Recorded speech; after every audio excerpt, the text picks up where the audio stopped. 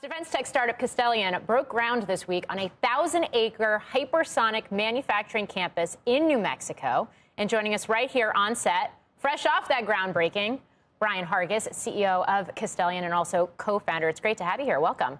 Thanks, Morgan. Thanks for having me on Squawk Box. All right, let's talk about this groundbreaking and what you're going to be building. Well, Castellian is focused on hypersonics, and this is going to be one of the most important capabilities in the American arsenal. Hypersonics go far, they go fast, they're very hard to shoot down. It's going to allow America to fight at a distance from safety. And this is why this is one of the Department of War's top priorities. So how quickly can you stand up this facility and how quickly can you start manufacturing? Wait. Can we stop? How fast is hypersonic? Typically Mach 5 and above. So five times the speed of sound. How much? 5 times the speed of sound. 3,500 miles an hour. Thank you. Sorry, I didn't want you just to and get that. And they're maneuverable. At sea level, said they're hard to shoot down. This is the whole. We're going to get into this, but this is the whole pretext behind Golden Dome. Sorry, before how fast the factory goes up, I want to know how fast the missiles go. Yeah. Sorry. Well, I want to know how fast the missiles can get made. Yeah. Well, that is actually the most critical thing about this. So deterrence is manufacturing. And so our Project Ranger site out in New Mexico, 1,000 acres, is going to be the largest dedicated hypersonic production facility, I believe, in the world. We're doing that so that we can get that up and running this year so that we can start producing munitions in the thousands, but at a cost point that the Department of War can afford to buy thousands, which has been a big problem to date. Do you already have contracts with them? We do. We have contracts with all 3 major service branches. So when we talk about some of these hypersonic capabilities, what are your stats, and what does this do to close that gap? First, a little bit of a history lesson. Hypersonic capability is an American capability, and then we sort of dropped the ball on it, and China and Russia swooped in and got ahead of us in terms of building out that capability, and now we're essentially playing catch-up. Do I have this right? That's 100% correct. It's not a technology problem. The U.S. has been doing this first, and we've been doing it for a very long time. The issue has been producing at scale and reducing the cost to a level that you can have these systems deployed in the field and have meaningful numbers to deter. I got so many questions. What allows a missile to go hypersonic, and how much slower are the other missiles we use? So, common missile in the inventory, Tomahawk, that's a cruise missile. It flies we like subsonic. the Tomahawk. You do like Tomahawk. That's below the speed of sound. That's correct. That's correct. So flies kind of like an airliner. So what do you do to this thing to make it go hypersonic? So what we're doing... Or can't you tell me? We have... No, I can tell you. Okay. So this is actually one of the reasons why this is so important. So a hypersonic system has a lot of energy, flies very fast, but it skips around off the top of the atmosphere, goes very, very far, and therefore can get through enemy air defenses, and you can hold targets at risk from a very long way. Okay, Morgan, just one more question.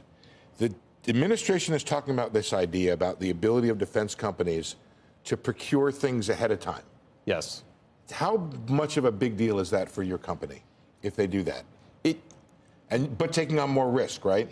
Well, so we have raised almost $500 million in capital from fantastic partners like Andreessen Horowitz, Lightspeed, Altimeter. The most important thing is to get the production, because as Morgan mentioned, that's what matters. Your ability to produce these both ahead of a conflict, but even during a conflict. That's always been what determines the outcome of a war. Your website says that, and I want to say I love the military. Love my dad, 9 years, 10 years Navy. But why? Your website says we spend too much on defense. Yes. With all due respect to the military, why do we spend so much on defense? The $1,000 toilet seat, all the stuff that people hear about that may or may not be true. Why is defense spending so high? So in the military, you want your equipment to work. And so there's a lot of focus on the requirements and how reliable the equipment is. And that's driven a certain design and development practice that has increased the cost, increased the timelines to an almost unacceptable level. Castellian is focusing on bringing that back to produce much quicker, to respond rapidly, and to deliver these systems at a scale and a price point that the country can afford.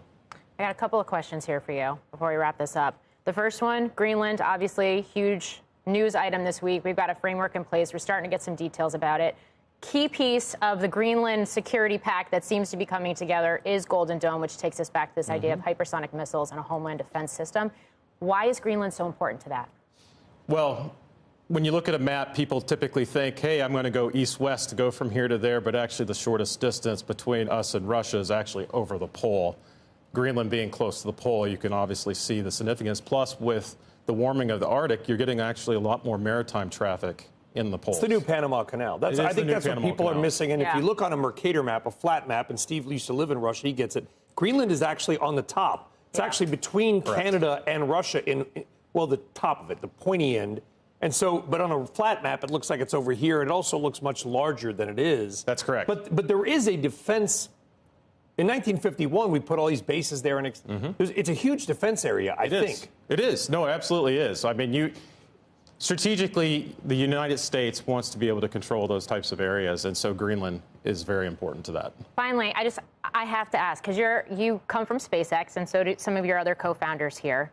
How does what you learned and what you did at SpaceX translate to the startup? And perhaps just as importantly, what do you think about the possibility of an IPO of your alma mater? Well, exciting times, obviously, for SpaceX. I think one of the main things that SpaceX has shown everybody is just that the kind of Renaissance era in aerospace is not dead, that if you come at it with a different approach, you can achieve entirely different outcomes, which I think is good for the United States.